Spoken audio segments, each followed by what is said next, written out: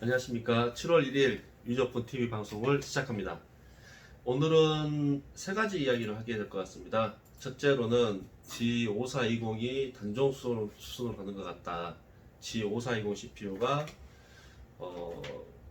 코멜레이크 S 기반의 G6400으로 점점 이전할 것 같다라는 소식을 먼저 알려드리고, 두 번째로는 에이수스 노트북 두 가지가 지금 빠르면 이번 주 주말, 늦어도 다음 주 화요일, 수요일 정도에 들어올 것 같습니다.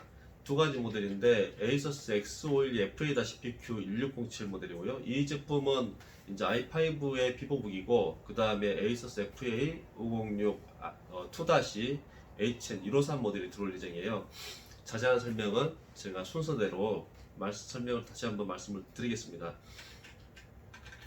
먼저 이제 오늘 CPU 판매된 내용들을 보니까 오늘은 거의 대부분 사무용 PC만 주문이 들어온 것 같아요. 아마 광주에 오늘 아침이 좀 뭐라고 할까, 어떻게 보면 이제 코로나 분위기는 좀 잦아드는 듯한 느낌이잖아요. 뉴스도 좀 덜 나오는 것 같기도 하고, 특히 광주 같은 경우는 그동안 그렇게 심각한 적이 없었거든요. 근데 오늘 아침에 이제 출근길에 보니까 뭐 10명이 확진이 되었다는 뉴스 이렇게 메시지가 오더라고요, 보니까. 그래서 야, 이거 분위기 심각하다 싶었는데, 아니나 다를까 일반 고객분들이 이렇게 오프라인 샵을 방문하는 경우가 굉장히 크게 줄어버렸어요.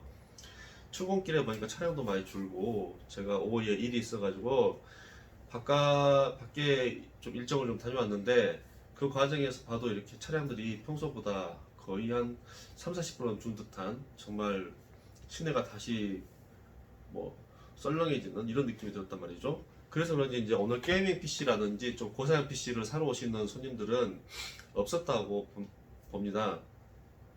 팔린 CPU도 보니까 뭐 9400F, 9100F, G5420, 3400G 이런 것들인데, 이 제품들조차도 대부분 전화 주문 받는 걸로 제가 알고 있어요. 그만큼 제품이 PC가 급히 필요한 사무실이라든지 어떤 기업체 이런 분들만 주문이 들어오다 보니까 오랜만에 뭐 G5420이라든지 이런 펜티엄급 CPU도 팔리고, 이런 펜테급 CPU에 대한 관심도 갖게 되고, 뭐 그렇게 됐단 말이죠.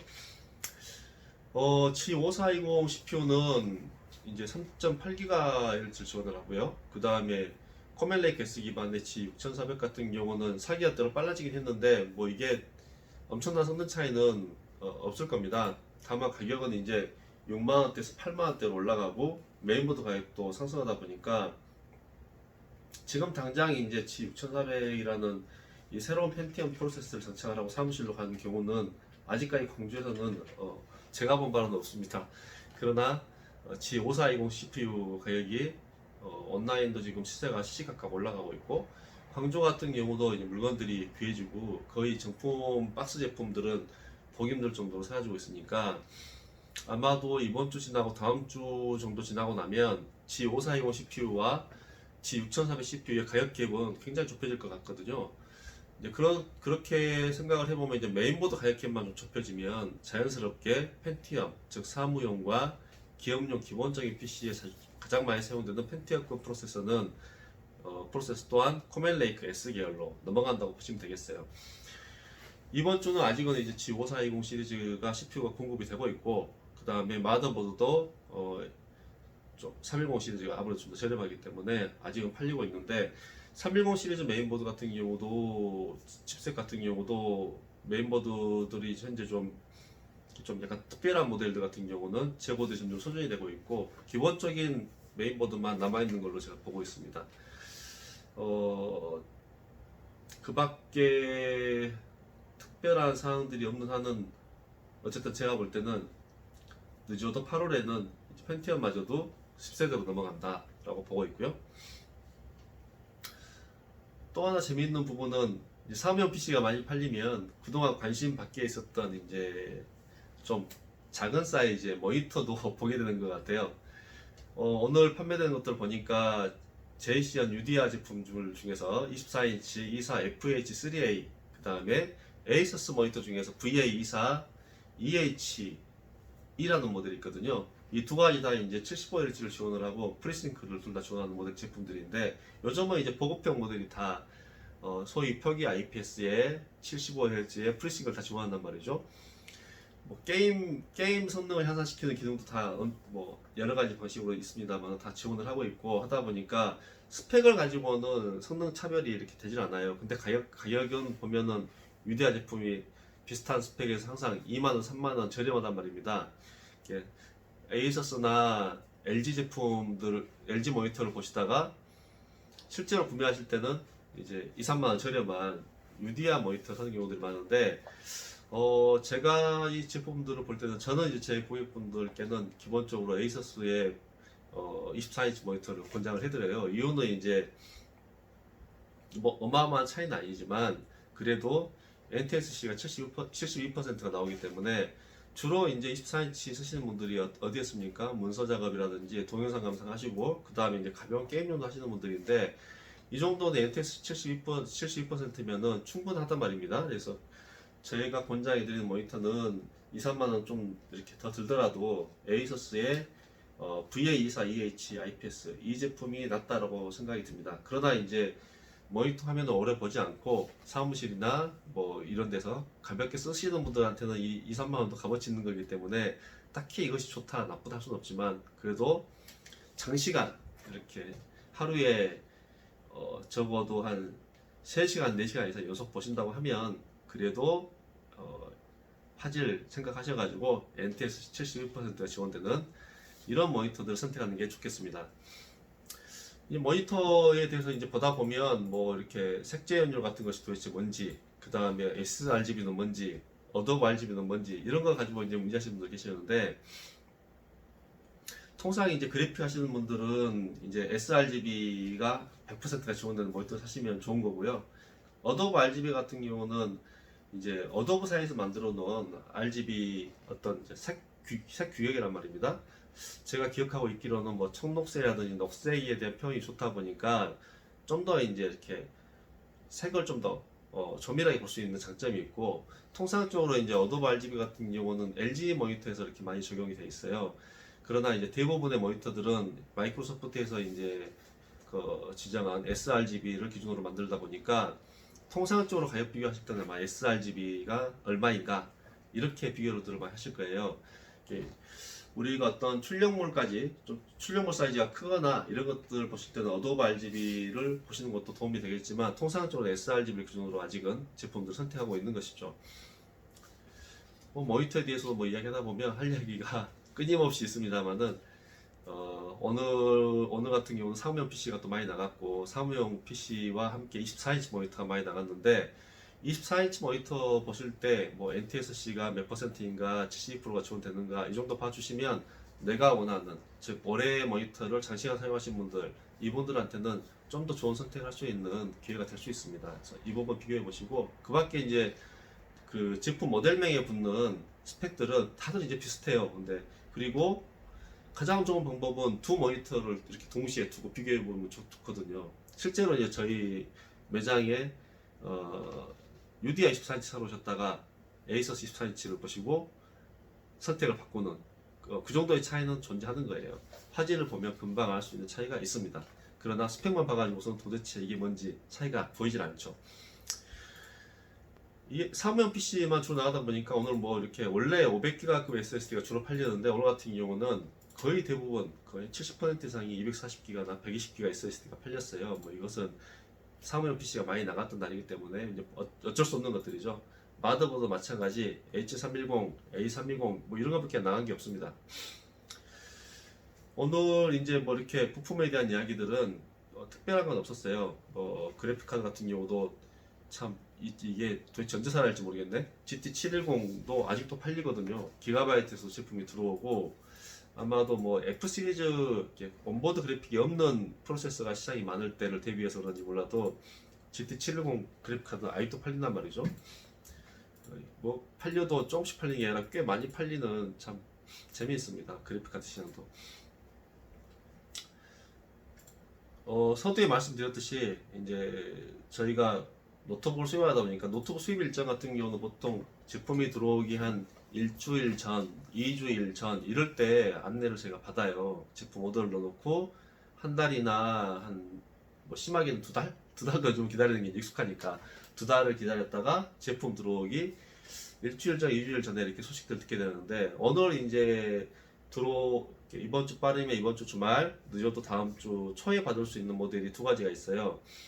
그동안 이제 저희가 팔지 않았던 모델들인데 아마 온라인에서는 좀 이 제품이 있었을 겁니다. 에이서스 비보북 X512 FA-BQ1607이라는 모델이고요. 이게 원래 저희가 작년 12월 달인가 아마 주문했었을 거예요. 근데 이게 이제 코로나 때문에 뭐 지연되다 보니까 이제서 이제 제품을 받게 됐는데, 이 제품은 이제 i5 10세대 제품 중에서 비보복 시리즈, 아주 베이직한 비보복 시리즈, 8기가에 작년 12월에는 뭐 6기가 SSD, NVMe 램이 그랬으면 좋은 스펙이었거든요. 지금은 이제 512들을 많이 장착을 하는데, 어쨌든 이 제품이 이제 뭐 반년 만에 들어옵니다. 반년 만에 들어오는데, 지금 이제 있는 다른 여타 비보북에 비해서 이 제품의 장점은 어쨌든 확장성은 있다는 거예요. 메모리 뱅크가 두 개가 지원이 되고 있고, 기본 모델은 아마 8기가인데 4기가 이렇게 꽂혀 있는 것 같거든요. 근데 이제 실제로 개봉을 해보면 다를 수가 있습니다. 이게 저희가 안내받은 내용하고 실제 제품 받을 때 다른 경우도 있기 때문에 이것은 개봉을 해봐야 할 것 같고요. 일단은 메모리 슬롯이 확장이 가능하다. 그 다음에 또 하나의 2.5인치 드라이버를 설치할 수 있다라는 확장성을 가지고 있는 비보북입니다. 비보북을 사실 때는 확장성이 있는지 없는지 반드시 확인을 한번 해보시고 구매를 하셔야 돼요. 그래서 작고 가벼운 것도 좋지만 확장성도 있으면 좋겠다 하시는 분들은 이 제품 괜찮은 선택이 될 수 있고요. 가격대도 이렇게 비싸지 않게 책정이 되어 있는데, 이제 실제로 제품을 받을 때 어느 정도 가격이 들어올지 모르겠어요. 이제 막상 받을 때 가격하고 저희가 오더할 때 가격 차이가 발생을 합니다. 수입을 할 때는 이제 들어올 때 가격이 저희로서 중요하죠. 그래야지 그 가격을 가지고 이제 고객 여러분께 보여드릴 수 있는 실판매 가격을 정할 수가 있거든요. 그리고 저희가 4월 달부터 팔았었던가요? FA506 2-HN195, 이 제품이 지금 재고가 없어요. 없는 지가 지금 거의 한 2주 돼가는 것 같은데, 이 제품도 저희가 오더는 해놨지만 8월 달 지나야 제품이 들어올 것 같은데, 그동안에 중간에 좀 들어올 수 있는 모델들을 긴급하게 그때 이렇게 수배를 하다 보니까 FA506 2-HN153이라는 모델이 있더라고요. 저희가 팔던 모델은 195, 새로 들어올 모델은 153이거든요. 차이점은 다른 건 똑같아요. R5 4600H에 16기가, 그 다음에 M.2 SSD 512, 그리고 15.6인치 L44Hz를 지원하는 LCD 패널, 똑같은데 차이는 딱 하나가 틀려요. 그래픽카드만 틀리거든요. 저희가 판매했던 195 모델은 160 Ti 사기의 제품이 들어있었고요. 새로 들어올 모델은 그래픽카드 한 단계 아래인 1650이 들어있어요. 가격은 대략 한 기존보다 한 5만원 정도 저렴하게 들어올 것 같은데, 160 Ti 그래픽을 장착한 모델 가져올 방법이 없다 보니까 부득이 아닌 이 제품을 팔게 될 것 같습니다. 그래도 뭐 이렇게 어마어마한 그래픽 성능 차이는 아니기 때문에 이 제품도 저희가 권장해 드리는데 큰 무리가 없어 보이고, 가격도 어쨌든 5만원 저렴하니까 게임도 하시면서 그래픽 작업 하시는 분들께는 아주 기본적인 제품으로서 보내드릴 수 있을 것 같습니다. 이렇게 두 가지 모델이 빠르면 이번 주 주말, 늦어도 다음 주 초에 들어온다는 거 안내해 드렸고요. 이제 뭐 마무리하는 단계에서 제가 늘 말씀드리는 한 2% PC 한 2% 싸게 사는 방법, 이것은 원달러 환율의 어떤 추이를 보면은 살 수가 있는데, 오늘도 마찬가지예요. 원달러 환율의 변동성은 크게 없었고요. 뭐 1203원, 그 다음에 달러 인덱스는 97.34. 달러 인덱스가 97.34면 낮은 수준입니다. 지금 수준에서는 낮은 수준이기 때문에 반대로 말씀드리면 올라갈 여지가 있다. 제가 봤을 때 달러 인덱스는 한 102선까지, 102불선까지 올라갈 수가 있다 라는 생각을 해보고 있기 때문에, 지금 특히 고가의 프로세서를 사신 분들은 지금 사시는 게 좋겠다. 만약에 이게 2~3% 오르면 보통 한 40만원대 CPU 같은 경우는 2%가 얼마인가요? 428, 한 돈 만원 이렇게 올라버리는 결과를 가져올 수 있거든요. 그래서 꼭 필요하신 분들께서는 고사양일수록 지금 사는 게 좋겠다. 특히 CPU는 그렇습니다. CPU는 원달러 환율이 바뀌면 바로 바뀌거든요, 가격이.